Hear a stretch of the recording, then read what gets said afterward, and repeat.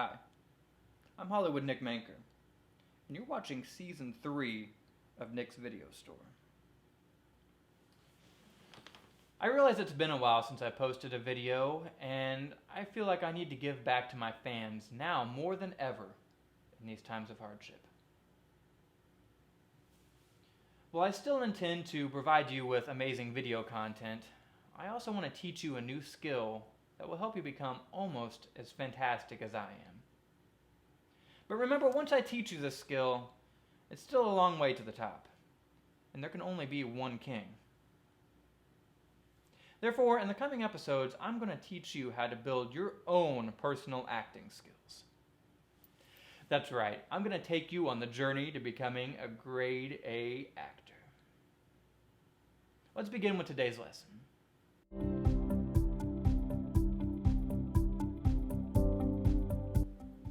If you're born handsome like me, then congratulations. You're already on the road to stardom, and you don't have to try very hard to succeed. Feels good, doesn't it? Now, if you're born ugly, then I have some bad news for you.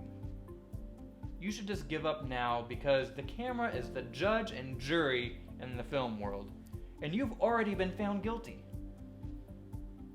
of the crime of being too ugly.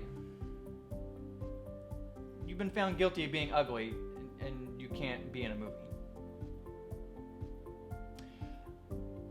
Now, if you're not quite ugly, but you're not really handsome either, there's still some hope.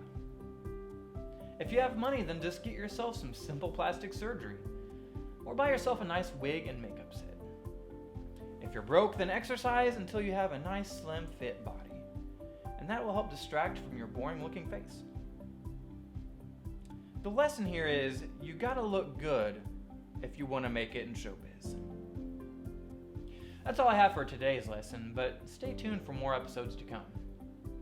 Until then, let's check in with our reviewer and see what movie he has for us this week. He works really hard to bring you quality videos, so please show him some support. Or don't, and I'll fire him for not providing good enough content for my channel. I don't really care either way.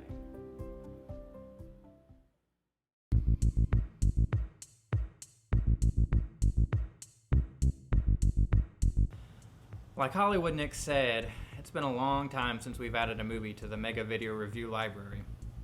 Mostly because I've been trying to inventory all the movies in the video store, and we have a lot of them. But I was lucky enough recently to go to an autograph signing where I was able to meet Sam J. Jones.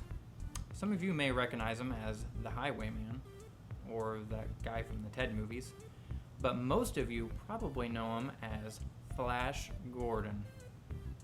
He was a really cool guy, and I'm glad I got the opportunity to meet him. If you ever get the chance to, I highly recommend it. Thanks for coming to see us, Sam. I see you're interested in watching Flash Gordon. Here's what you need to know about the movie. This film stars Brian Blessed as Voltan, Max von Sydow as Ming the Merciless, Ornella Moody as Princess Aura, Melody Anderson as Dale Arden, Timothy Dalton as Prince Baron, Topol as Hans Zarkov, and Sam J. Jones as Flash Gordon. The Earth is under attack by the evil Ming the Merciless. It's up to football star Flash Gordon, his companion Dale Arden, and radical scientist Hans Zarkov to stop Ming and his evil army from completely destroying the planet. Along the way, they face many strange enemies and make plenty of allies as they journey across the planet Mongo. This movie is pretty campy. It's full of cheesy moments, plot holes, and film flubs. And there are some pretty unnecessary setups throughout the movie too. But the more you watch it, the more you'll learn to appreciate it. And the more you know about the source material, the more you'll appreciate it as well. And after you watch the movie, you'll have the constant dun dun dun dun dun dun dun dun dun dun dun dun dun dun dun dun of the soundtrack stuck in your head for days. But I'm still not sure if that's actually a bad thing. The intro to this movie is great. The credits are shown with a montage of images from the original Flash Gordon comics. accompanied by a rockin' Queen theme song about Flash himself. It really does get you pumped up. And the great music doesn't end there. The score of this movie was put together by Queen, so there's some pretty catchy tunes throughout the film. Although they're mostly instrumental, so don't expect to hear any of Queen's hits. This is also a very beautiful film. The visuals in this are amazing.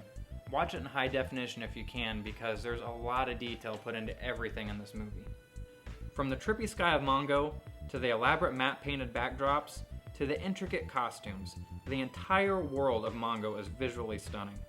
Even if you don't like anything else about this movie, you're bound to at least love how it looks.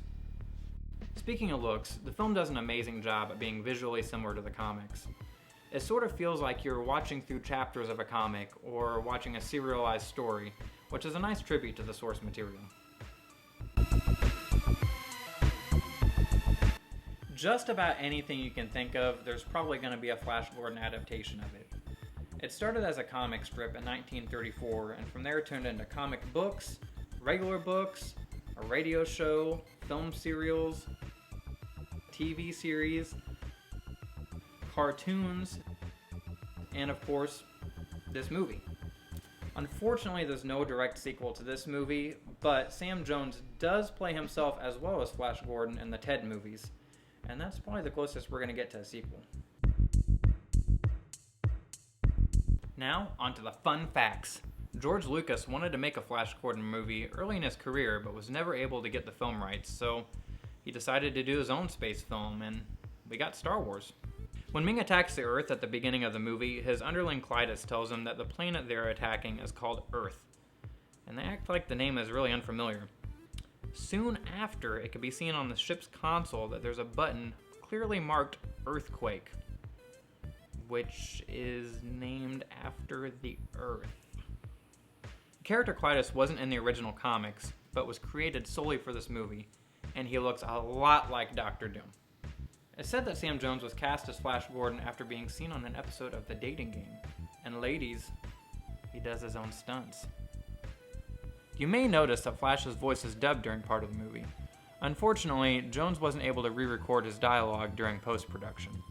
There is a memorable scene at the end of the film where Flash jumps and says, "Yeah." Apparently the scene was improvised because they weren't sure how else to end the movie. Anyway, I need to get back to inventorying these movies, so now that you know all about Flash Gordon, you're probably thinking, should I go on down to Hollywood Nicks and rent my own copy of the movie? And to that, the answer is, yeah!